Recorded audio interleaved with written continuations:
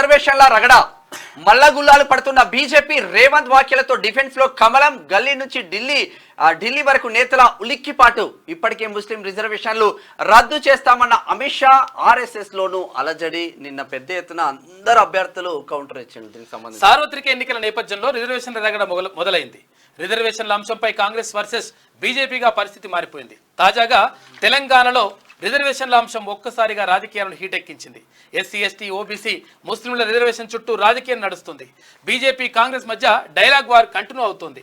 Telangana CM Revanth Reddy ఇటీవల BJP రిజర్వేషన్లు రద్దు చేసేందుకు ప్రయత్నిస్తోందంటూ వ్యాఖ్యానించారు. నిజానికి మొదటి నుంచి బీజేపీ వ్యవహారం ఆ దిశగానే కొనసాగుతోంది. రిజర్వేషన్ల రద్దు, రాజ్యాంగ మార్పు అంశాలపై పరోక్షంగా పలుమార్లు బీజేపీ తన మనసులోని మాటను బహిర్గతం చేస్తోంది. ఇటీవల తెలంగాణ పర్యటనలోనూ కేంద్ర హోంమంత్రి అమిత్ షా ముస్లిం రిజర్వేషన్లు రద్దు చేస్తామని ప్రకటించిన సంగతి తెలిసిందే. అయితే తాజాగా సీఎం రేవంత్ రెడ్డి చేసిన వ్యాఖ్యలకు బీజేపీ నేతలు ఒక్కసారిగా డిఫెన్స్లో పడిపోయారు. దీంతో తమ రాజకీయ ఉనికి ప్రమాదంలో పడిపోయిందని బీజేపీ నేతలు స్పందించే ప్రయత్నం చేస్తుండడం గమనార్హం. బీజేపీకి చెందిన గల్లీ లీడర్ల నుంచి మొదలుకొని ఢిల్లీ లీడర్ల వరకు రిజర్వేషన్ రద్దు చేయట్లేదంటూ నోరునెత్తి మొత్తుకుంటా ఉన్నారు. నిన్న గోల చేసిండ్రు.